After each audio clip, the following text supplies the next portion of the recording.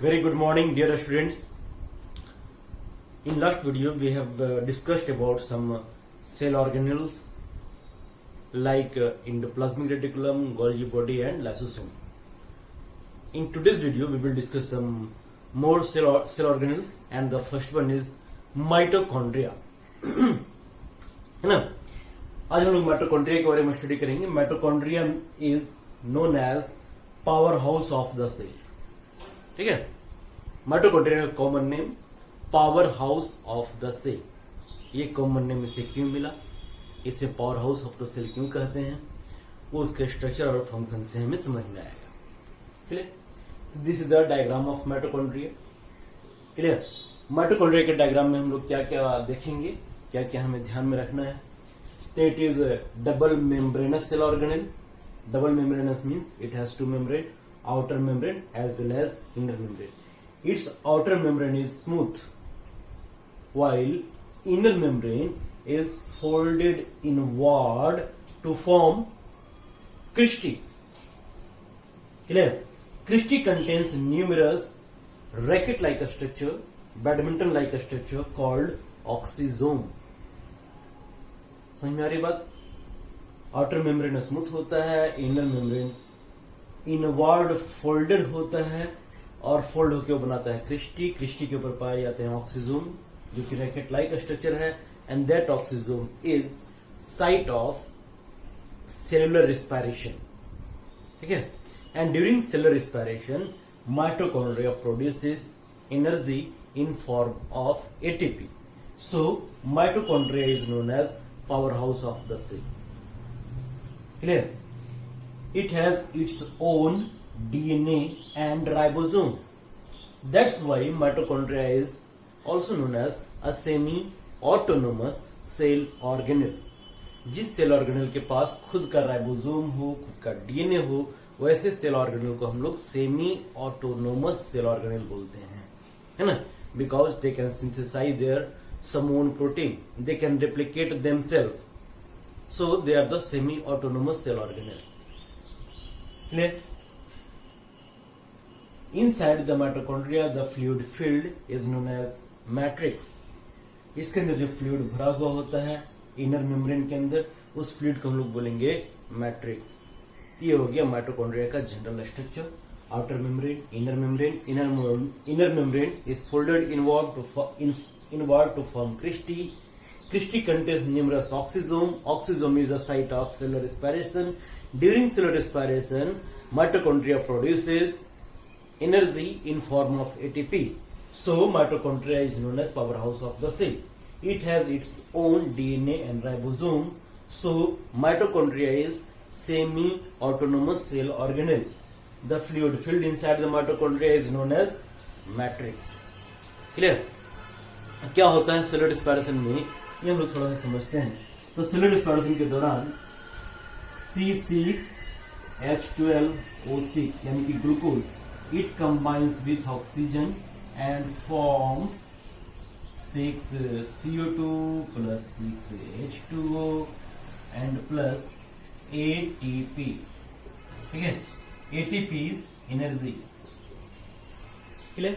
It produces energy in form of ATP. Which substrate is used during cellular respiration?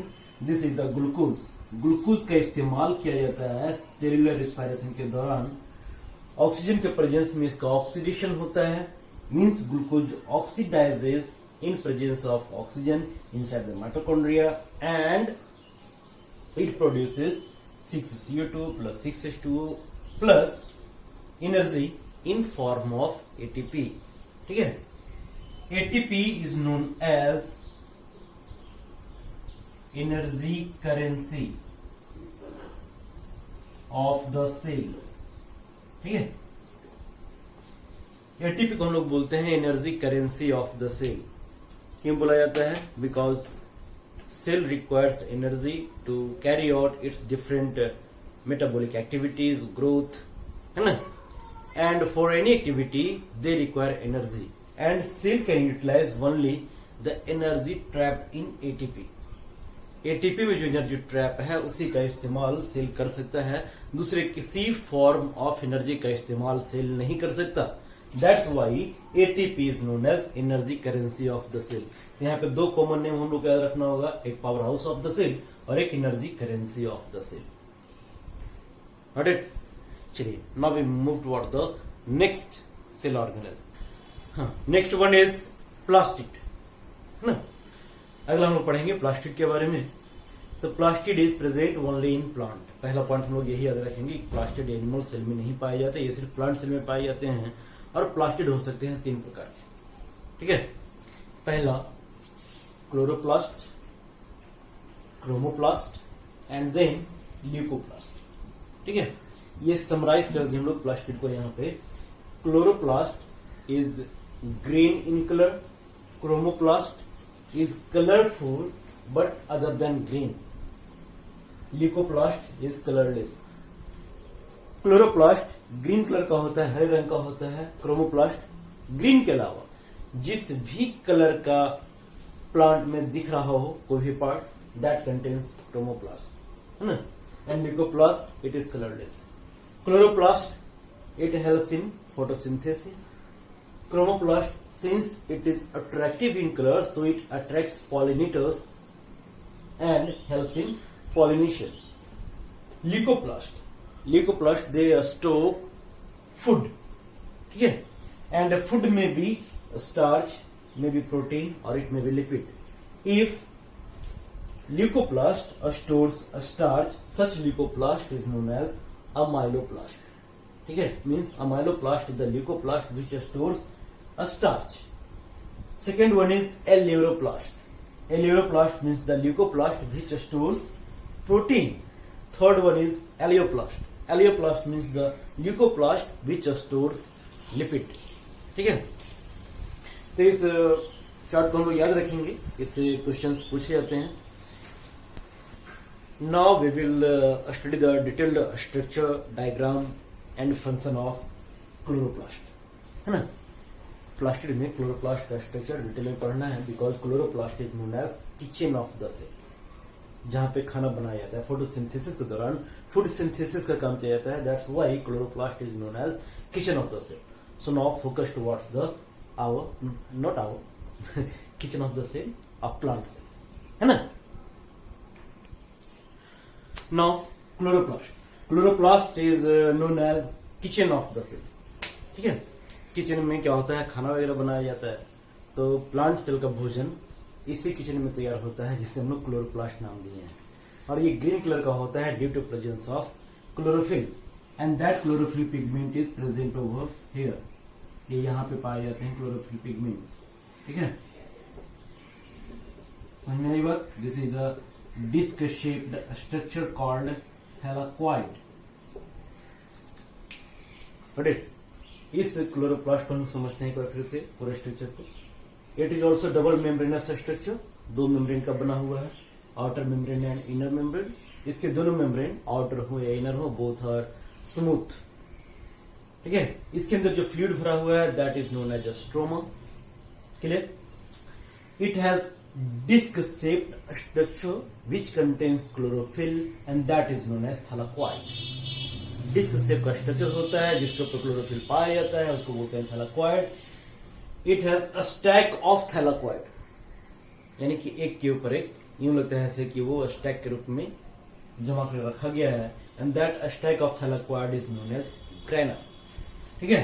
It has numerous grana and each grana remain attached with each other by a stroma lamellae, got it? इसके बीच में जो ये connecting link है 2 grana के बीच में, that is known as stroma lamellae, got it? It also has its own DNA and ribosome.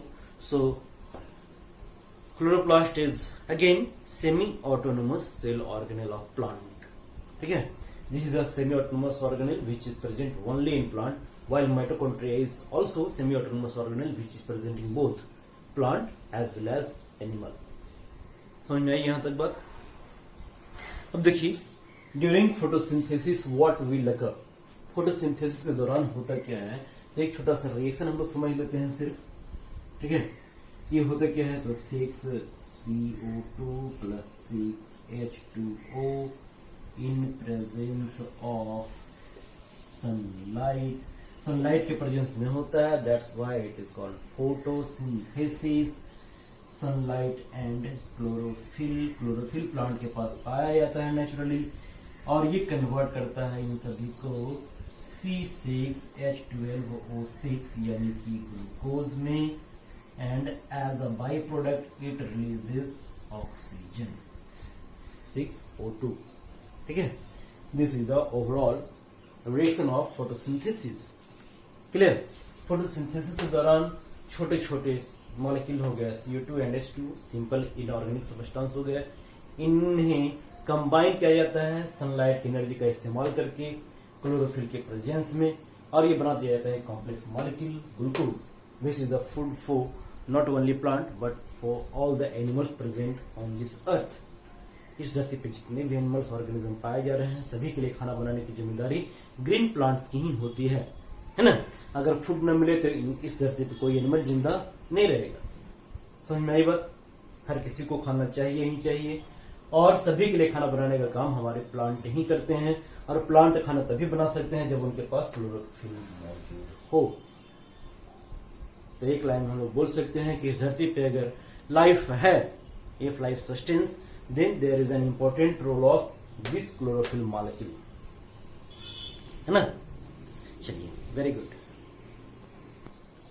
Now a comparative study of mitochondria as well as chloroplast, दोनों का study हम लोग किए, अब दोनों का एक कंपैरेटिव स्टडी करते हैं। Comparative study means we have to find out the similarities as well as dissimilarities between mitochondria and chloroplast. तो सबसे पहले क्या क्या सिमिलरिटीज है दोनों के बीच में, उसका हम लोग स्टडी करते हैं। तो mitochondria and chloroplast both are double membranous cell organelle, ये हुई पहली similarity. Second similarity, both have their own DNA and ribosome, so mitochondria and chloroplast both are semi-autonomous cell organelle. Got it? तो ये दो similarity देखने को मिली कि both are double membranous and both are semi-autonomous cell organelle, means both can replicate themselves and both can synthesize their own protein also. Clear? चलिए अब dissimilarity की बात करते हैं, दोनों की डिसिमिलरिटी क्या है। तो क्लोरोप्लास्ट का इनर मेम्ब्रेन स्मूथ, इसका inner membrane folded inward to form cristae, outer membrane दोनों का स्मूथ ही है। ठीक है, तो चलिए इसको सिमिलरिटी में रखा जा सकता है कि both have a smooth outer membrane, but inner membrane में डिसिमिलरिटी आती है कि इसका inner membrane folded inward, what it's inner membrane is again smooth. ठीक है, इसके बाद डिसिमिलरिटी क्या है, तो दोनों के बीच में, दोनों में जो फ्लूइड भरा हुआ है उसका नाम हम लोग अलग अलग रखे हैं। The fluid present inside mitochondria is known as matrix, while the fluid present inside chloroplast is known as a stroma. ठीक है, यहाँ पे क्या होता है, तो यहाँ पे जो फूड सिंथेसाइज था ग्लूकोज, उस ग्लूकोज का ब्रेकिंग डाउन होता है और एनर्जी रिलीज की जाती है। बट क्लोरोप्लास्ट में क्या होता है, तो यहाँ पे ग्लूकोज का सिंथेसिस होता है और यहाँ पे एनर्जी ट्रैक किया जाता है, सोलर एनर्जी को ट्रैक किया जाता है। ठीक है, तो ये हो गया क्लोरोप्लास्ट और माइटोकॉन्ड्रिया के बीच कंपेरेटिव स्टडी। क्लियर? याद रखना है इसको। Now the next cell organelle is vacuole, है ना? वैक्यूल के बारे में एक दो पॉइंट पहले हम डिस्कस कर लेंगे कि वैक्यूल ये जनरली प्लांट में ही पाया जाता है। Plant cell contains very large vacuole and the size of vacuole may be up to 90% of total plant volume, यानी कि जितना बड़ा प्लांट सेल हो उसका 90% पार्ट सिर्फ वैक्यूल ऑक्युपाई करके रह सकता है। एनिमल सेल में वैक्यूल या तो एब्सेंट होते हैं, और अगर प्रेजेंट भी होते हैं तो काफी छोटे छोटे प्रेजेंट होते हैं, वेरी स्मॉल इन साइज। ठीक है, प्लांट सेल में सिर्फ वैक्यूल ही नाम देते हैं, लेकिन एनिमल सेल में पाया जा रहा हो वही वैक्यूल तो उसका पार्टिकुलर नाम कुछ कुछ देते हैं, जैसे कि फूड वैक्यूल या फिर कॉन्ट्रैक्टाइल वैक्यूल। ठीक है, जैसे अमीबा में हम अगर पढ़े होंगे आप लोग, तो अगर ध्यान में हो तो अमीबा फूड को इनगल्फ कर लेता है अपने अंदर और एक फूड वैक्यूल बनाता है। इन सेम वे, क्योंकि वो खाना खा रहा है इसलिए फूड वैक्यूल बना रहा है, वैसे ही अमीबा अगर अपने अंदर वाटर को ले ले सेल मेम्ब्रेन को इनफोल्ड करते हुए, ठीक है, यहाँ पे सेल मेम्ब्रेन बताया था, वहां पे एंडोसाइटोसिस बताए थे, पिनोसाइटोसिस, फैगोसाइटोसिस बताए थे। तो अगर वो फैगोसाइटोसिस करता है तो फूड वैक्यूल बनाता है, पेनोसाइटोसिस करता है मतलब कि वो कॉन्ट्रैक्टाइल वैक्यूल बनाता है। Which help in osmo regulation, means regulation of water content. ठीक है, समझ में आई बात। तो एनिमल में दो ही प्रकार के हो सकते हैं, कॉन्ट्रैक्टाइल वैक्यूल या फिर क्या बोलते हैं उसको, फूड वैक्यूल। लेकिन प्लांट में अगर वैक्यूल का बात करेंगे तो उसका कोई पर्टिकुलर नाम नहीं देंगे, प्लांट में सिर्फ वैक्यूल बोलेंगे, और that vacuole can occupy up to 90% plant volume of plant cell, है ना। And due to large sized vacuole nucleus of plant cell remain in peripheral region, क्योंकि बीच में तो वैक्यूल है बड़का को, है ना। तो न्यूक्लियस कहाँ रहेगा, ये nucleus can not be lying its centre, so nucleus lies in its peripheral region, किनारे किनारे में कहीं पाया जाता है। क्लियर, समझ में आई बात। तो देखिए हम लोग क्या क्या बनाए यहाँ पे। तो प्लांट सेल का ही वैक्यूल रिप्रेजेंट करने की कोशिश की गई है। तो सबसे बाहर में होता है सेल वॉल, ये सिर्फ प्लांट सेल में होता है, एनिमल सेल में सेल वॉल नहीं होता। फिर है सेल मेम्ब्रेन का लेयर, इसके बाद अदर सेल ऑर्गेनल्स होंगे इधर साइटोप्लाज्म में, उससे हम लोग रिप्रेजेंट नहीं किए हैं। फिर ये दिखाए हम लोग वैक्यूल को, वैक्यूल का membrane is known as tonoplast. याद रखेंगे हम लोग, इंपॉर्टेंट सवाल है, पूछा जाता है कि the membrane of vacuole is known as tonoplast. ठीक है, and the fluid present inside the vacuole is known as cell sap, यानी कि प्लांट सेल का वैक्यूल दो चीजों का बना हुआ है, tonoplast as well as cell sap. Tonoplast is the outermost membrane and cell sap is the content present inside the vacuole. ठीक है, क्या क्या कंटेंट प्रेजेंट हो सकता है प्लांट सेल में वैक्यूल के अंदर। तो व्हाट एवर प्लांट रिक्वायर्स, यानी कि जो भी प्लांट की जरूरतें हैं वो सारी चीजों को अपने वैक्यूल के अंदर स्टोर करके रखता है। और प्लांट का जो मेटाबॉलिक वेस्ट होता है, जो भी वेस्ट प्रोडक्ट प्लांट बना रहा है, उन सारे वेस्ट प्रोडक्ट को भी ये वैक्यूल के अंदर ही स्टोर करके रखता है। क्योंकि हर चीज को स्टोर करने का यहाँ पे किया जा रहा है, चाहे वो न्यूट्रिएंट हो या फिर वेस्ट प्रोडक्ट हो। That's why vacuole is known as a store room, है ना, a store room of the plant cell. Clear, इसको हम लोग बोलेंगे स्टोर रूम, क्योंकि ये सब चीज को स्टोर करने का काम कर रहा है। तो इतना कुछ हम लोगों को पढ़ने का था। ठीक है, यही सारे ऑर्गेनल्स हैं which we have to study. चलिए अब एक और स्ट्रक्चर है राइबोसोम। तो राइबोसोम के बारे में पिछले वीडियो में थोड़ा सा बात किए थे हम लोग। Ribosome is made up of RNA and protein and it helps in synthesis of protein. Cell के अंदर जितने भी प्रकार का प्रोटीन का फॉर्मेशन हो रहा है, सिंथेसिस हो रहा है, all the protein is synthesized by ribosome. So ribosome is known as protein factory of the cell. ये भी इंपॉर्टेंट सवाल है, याद रखेंगे हम लोग कि protein factory of the cell कौन है, तो वो है राइबोसोम। ठीक है, एक और सेल ऑर्गेनल है, that is the centrosome. Centrosome is present only in animal cell, it is not present in plant cell. Clear, ये सिर्फ एनिमल सेल में ही पाया जाता है, और जब भी पाया जाएगा तो न्यूक्लियस के आसपास में ही पाया जाएगा। It helps in formation of spindle fibre during cell division. जब एनिमल सेल का डिवीजन होता है तो वहां पे स्पिंडल फाइबर बनाने का काम करता है। साथ ही साथ ये सिलिया और फ्लैजिला जो लोकोमोशन के लिए पाए जाते हैं यूनिसेलुलर ऑर्गेनिज्म में, हम लोग के बॉडी में भी सिलिया और फ्लैजिला पाया जाता है कहीं कहीं, है ना। तो अगर ये सिलिया फ्लैजिला बन रहा है सेलुलर सरफेस के ऊपर, तो that cilia and flagella is formed by that centriole. ठीक है, जैसे हमारे बॉडी में सिलिया और फ्लैजिला कहाँ है, तो हमारे बॉडी में जहां कहीं भी मूवमेंट का काम करना होता है वहां पे सिलिया पाया जाता है। जैसे कि हमारे ट्रैकिया में जो कि हमारा रेस्पिरेटरी ट्रैक है, ठीक है, इस ट्रैकिया में म्यूकस का मूवमेंट के लिए सिलिया पाया जाता है। Fallopian tube, female reproductive system में फैलोपियन ट्यूब होता है, वहां पे ओवम या एग का मूवमेंट करवाने के लिए सिलिया पाया जाता है। तो हमारे बॉडी में भी सिलिया होता है। ठीक है, कुछ ऑर्गेनिज्म जैसे कि पैरामीशियम का स्ट्रक्चर अगर आपको ध्यान में हो, तो पैरामीशियम के चप्पल शेप का होता है, स्लीपर शेप का, उसके पूरे बॉडी सरफेस पे न्यूमरस हेयर लाइक प्रोजेक्शंस पाए जाते हैं, दैट इज अ सिलिया। ठीक है, स्पर्म का स्ट्रक्चर अगर याद हो, कल हम बनाए थे गोल्जी बॉडी के टाइम में, है ना, जहाँ पे स्पर्म का एक्टोसोम बता रहे थे। ठीक है, तो स्पर्म का जो टेल है, elongated tail, that is flagella. तो इस प्रकार से हमारी बॉडी में भी सिलिया और फ्लैजिला पाया जाता है। तो वो सिलिया और फ्लैजिला बनाने का काम कौन करता है, वो काम करता है सेंट्रोसोम, ठीक है। And that centrosome is present only in animal cell, हमें इस बात को याद रखना है। तब एक कंपेरेटिव स्टडी करते हैं हम लोग प्लांट और एनिमल सेल का। चलिए no comparative study between plant cell and animal cell, एक कंपेयर करते हैं, यानी कि डिफरेंस का बात करें हम लोग प्लांट सेल और एनिमल सेल के बीच के डिफरेंस का, जो इंपॉर्टेंट सवाल है पूछा जाता है ना। तो हम पहले ही बताए हैं कि जब भी डिफरेंस करना हो तो हम लोग इस प्रकार से ही डिफरेंस करेंगे, और डिफरेंस लिखने या याद करने के लिए हम कुछ पॉइंट्स को दिमाग में रखेंगे, ठीक है, कि किस पॉइंट्स के आधार पे डिफरेंशिएट करना है। पढ़े तो चलिए शुरुआत करते हैं प्लांट सेल और एनिमल सेल का डिफरेंस। सबसे पहला बात करेंगे साइज का, ठीक है।